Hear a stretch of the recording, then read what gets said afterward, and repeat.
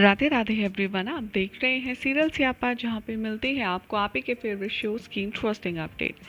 आज रात के राधा कृष्ण के एपिसोड की शुरुआत में दिखाया जाएगा कि राधा और रुक्मिणी आपस में श्री कृष्ण से होली के बारे में बात करने के लिए बहस कर रही होंगी, जहां पर राधा रुक्मिणी को अंदर भेज कर के कृष्ण से होली खेलने की प्रस्ताव की मांग करने को कहेंगी, तो वहीं रुक्मिणी राधा से कहती हुई नजर आएंगी कि नहीं राधा, कृष्ण जी को तो तुम ही मना सकती हो, इसलिए तुम ही जाओ।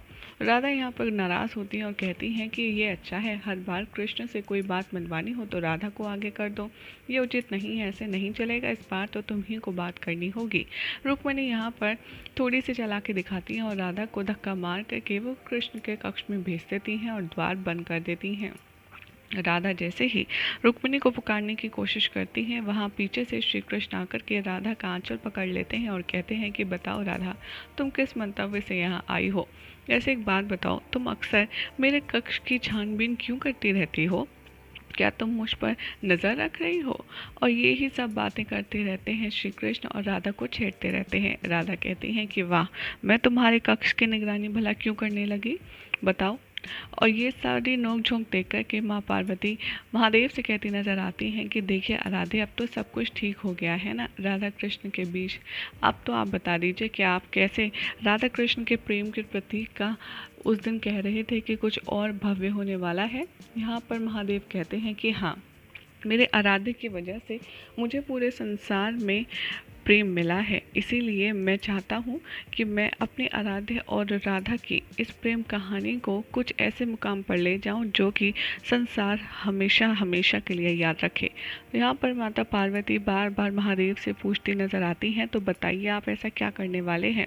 महादेव कहते हैं कि थोड़ा सा समय है, तुम अभी थोड़ा प्रतीक्षा करो, लेकिन जो कुछ होने वाला है वो होने वाला बहुत भव्य है और एक नई लीला का यहाँ पर आरंभ होने वाला है।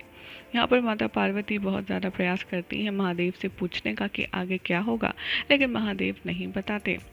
वो कहते हैं कि मैं बस इतना जानता हूँ कि अपने आराध्य को खुश करने के लिए मैं यहाँ पर कुछ ऐसा भव्य करूँगा जिसकी प्रतीक्षा किसी ने भी और जिसकी कल्पना किसी ने भी नहीं की होगी। यहाँ पर दिखाया जाएगा कि कुछ ऋषि मुनि होते हैं, वो यज्ञ की प्रिपरेशन कर रहे होते हैं और महादेव कहते हैं कि इस कार्य के लिए मुझे किसी से मदद लेनी पड़ेगी। और यहाँ पर नारद मुनि प्रकट हो जाते हैं और ऋषियों के पास, और वो कहते हैं कि आपने यज्ञ करने का मन तो बना लिया, लेकिन आप आहुति किसके नाम के देंगी? क्या आपने सोच लिया है कि आपके यज्ञ के लिए सारे देव में से कौन सा देवता सबसे ज़्यादा उचित है? और ऋषि मुनि को सारी बात समझ आ जाती है। वो कहते हैं कि आप उचित कह रही हैं, ये तो हमने सुनिश्चित किया ही नहीं। चलिए हम अपने गुरुदेव से पूछ कर आते हैं कि हम यज्ञ में आहुति किसके नाम के देंगे और कौन होगा हमारे यज्ञ का साक्षी। यहाँ पर नारद मुनि बहुत ज़्यादा खुश हो जाते हैं, क्योंकि जो काम वो करने आए होते हैं वही करने में वो सफल हो जाते हैं।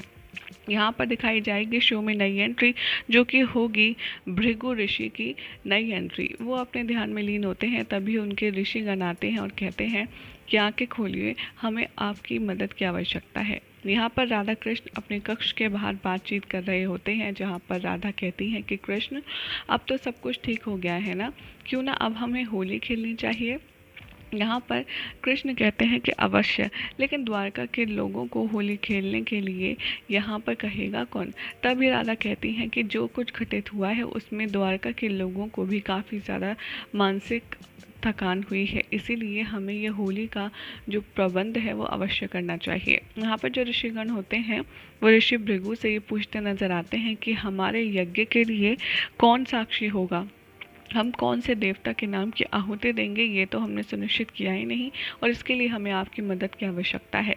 यहाँ पर जो भृगु ऋषि होते हैं वो अपनी तपस्या से अपनी आंखें खोलते हैं और फिर वो कहते हैं कि आप लोग चिंता मत कीजिए, इसके लिए हमें किसी ऐसे का चयन करना होगा जो ना सिर्फ क्वालिटी में भी अच्छा हो, बल्कि वो असल में अपनी हर एक स्थिति में सही मायने में इस यज्ञ के काबिल हो।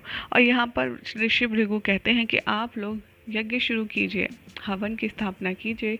मैं ये सुनिश्चित कर आता हूँ कि कौन है सारे देवों में से सबसे अधिक सर्वश्रेष्ठ देव हमारे इस कार्य के लिए, और इसके लिए मुझे उनकी प्रतीक्षा करनी होगी, लेकिन उससे पहले मुझे उनकी परीक्षा भी लेनी होगी। ये कहकर के जो ऋषि भृगु हैं वो ढूंढने निकल जाते हैं कि कौन है एकदम परफेक्ट। यहाँ पर राधा कृष्ण के बीच में बातचीत चल रही होती है, जहाँ पर फाइनली राधा रानी कन्विंस कर लेती हैं श्री कृष्ण को होली सेलिब्रेशन के लिए। यहाँ पर श्री कृष्ण कहते नजर आते हैं कि अवश्य जैसा तुम चाहती हो राधा वैसा ही होगा, लेकिन मैं एक बात कहना चाहता हूँ कि क्या होली समारोह से पहले हम महादेव की पूजा कर सकते हैं। राधा भी खुश हो जाती हैं और कहती हैं कि हाँ हाँ अवश्य, क्यों नहीं, वैसे भी वो तुम्हारे आराध्य हैं तो उनकी पूजा तो अवश्य बनती ही है। और यहाँ पर राधा कहती हैं लेकिन क्यों, महादेव की पूजा होली से पहले कोई कुछ खास मंतव्य है। कृष्ण कहते हैं कि नहीं, मुझे बस ऐसा आभास हो रहा है कि जैसी इच्छा तुम्हारे हृदय में है वैसा ही कुछ महादेव के हृदय में भी चल रहा है। यहाँ पर ऋषि भृगु सबसे पहले पहुँचते हैं कैलाश महादेव की एग्ज़ाम देने के लिए, उनकी परीक्षा लेने के लिए, और यहाँ पर महादेव ध्यान में लीन होते हैं। माता पार्वती आती हैं और उनसे कहती हैं कि प्रणाम, आप बताइए आपको कोई कार्य है तो आप मुझसे कह सकते हैं। अभी महादेव ध्यान में लीन है, इसीलिए उनका ध्यान कब ख़त्म होगा ये कुछ कह नहीं सकते। लेकिन यहाँ पर ऋषि भृगु थोड़े से प्राउडी साउंड करते हैं क्योंकि वो परीक्षा लेने आए होते हैं महादेव की, और वो कहते हैं कि नहीं, मुझे आपसे नहीं महादेव से ही काम है और मैं उन्हीं से बात करता हूँ।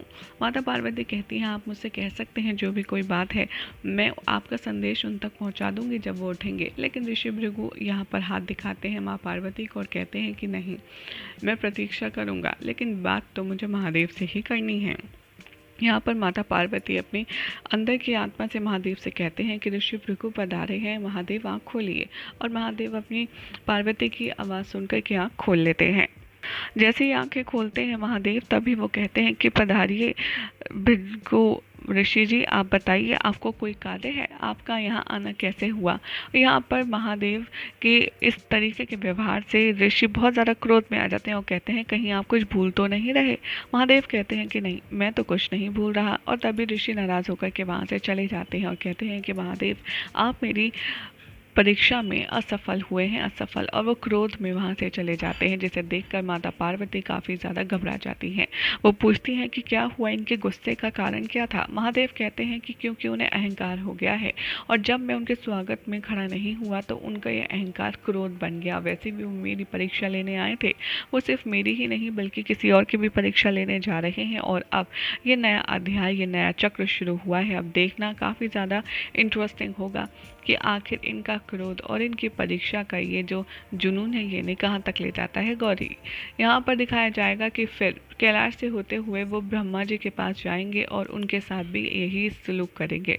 इधर होली की तैयारियां चल रही होती हैं, पूरे द्वारका में सजावट शुरू हो जाती है। और यहाँ पर उल्मुख और जो साम है वो गोपियों को देखकर एक्साइटेड हो जाते हैं और कहते हैं कि चलो थोड़ा सा आनंद लेते हैं और होली का शुरुआत करते हैं। और वो दोनों हाथों में गुलाल लेकर के उन गोपियों को कलर लगाने की कोशिश करते हैं। लेकिन तभी राधा रोक लेती हैं और कहती हैं कि पहले महादेव की पूजा फिर काम दूजा। हाँ, हम पहले महादेव की पूजा करेंगे, उसके बाद ही तुम्हें कलर किसी को लगाने देंगे। यहाँ पर साम और उल्मुख मान जाते हैं और कहते हैं कि ठीक है, जैसी आपकी आज्ञा। सभी लोग पूछते हैं कि कृष्ण कहाँ हैं। तभी साम बताता है कि वो तो महादेव की पूजा अर्चना में शुरू से ही लग गए हैं, वो मंदिर में ही हैं। यहाँ पर माता पार्वती कहेंगी कि बताइए तो अब आगे होने क्या वाला है। महादेव कहते हैं गौरी सही समय का तुम इंतज़ार करो। और इधर पूजा शुरू की जाती है महादेव की, जहाँ पर बारी बारी से सभी लोग आरती करते हैं। और जब राधा कृष्ण आरती कर रहे होते हैं महादेव की, तभी यहाँ पर महादेव रूप बदल करके आते हैं और अपने साथ में एक जड़ी बूटी का कलश लाते हैं। और वो आराध्य को प्रणाम करते हुए कहते हैं कि मैं यहाँ से गुजर रहा था और मैंने सुना कि यहाँ पर होली का उत्सव मनाया जा रहा है, साथ में महादेव की पूजा भी हो रही है। और मैं तो नारायण का बहुत बड़ा भक्त हूँ, लेकिन नारायण से पहले मैं महादेव की भी पूजा कर लेता हूँ क्योंकि नारायण उनके आराध्य हैं। इसीलिए मैं यहाँ पर कुछ भोग सामग्री लाया हूँ। सोचा अगर आप लोग अनुमति दें तो मैं इसे चढ़ा दूँ। तो महादेव के प्रसाद के नाम पर जो कलश में लाए होते हैं वो पूजा में रख दिया जाता है। और कृष्ण जी कहते हैं कि हाँ, जो भी कुछ सद्भावना से और प्रेम से लाया जाए वो शुद्ध ही होता है। यहाँ पर ब्रह्मा जी के साथ में वही व्यवहार किया जाता है कि आप कुछ भूल तो नहीं रहे। ब्रह्मा जी भी कहते हैं कि मैं तो सर्वशक्ति का, सर्व चीज़ों का ज्ञाता हूँ, मैं भला क्या भूल सकता हूँ। अगर आपको कोई काम है तो बताइए, अन्यथा आप प्रस्थान कर सकते हैं। और ये सुनकर के वो भी काफ़ी ज़्यादा गुस्से में आ जाते हैं और वहाँ से चले जाते हैं। फिर अगला पॉइंट करेंगे वो बैकुंठ विष्णु जी की तरफ, लेकिन उससे पहले महादेव को काफ़ी ज़्यादा चिंता होती है कि न जाने अब आगे ऋषि भृगु क्या व्यवहार करने वाले हैं। और यहाँ पर सभी लोग अनुमति दे देते हैं साम और उल्मो को होली खेलने की, और सभी एक दूसरे के साथ में मिष्ठान बांटने के बाद होली खेलना आरंभ करते हैं। यहाँ पर राधा कृष्ण से कहते हैं कि हमें प्रसाद तो दो। राधा कहती हैं क्या बात है कृष्ण, आज तो महादेव पर बड़ा ही प्रेम आ रहा है, पूजा से पहले भी, पूजा के बाद भी महादेव ही महादेव। और यहाँ पर श्री कृष्ण महादेव के नाम का प्रसाद खा लेते हैं और कहते हैं कि अब मुझे वो प्रसाद दो जो वो लाए थे, जो महादेव के भक्त अपने आप को बता रहे थे। राधा वो कलश खोलती हैं, कहती हैं कि कृष्ण इसमें तो कुछ घुटा हुआ सा लग रहा है, क्या तुम पक्का इसे पियोगे। यहाँ पर कृष्ण कहते हैं कि हाँ हाँ बिल्कुल, क्यों नहीं, ये तो महादेव का प्रसाद है, इसे ग्रहण तो करना ही होगा। और राधा ये प्रसाद ग्रहण करने से मना कर देती हैं। यही हो जाएगा आज रात के एपिसोड का, जिसके बाद कल क्या होगा आपको बताएंगे नेक्स्ट रिपोर्ट में। ऐसी मज़ेदार अपडेट्स के लिए चैनल को सब्सक्राइब करें, वीडियो को लाइक शेयर करना बिल्कुल भी ना भूलें।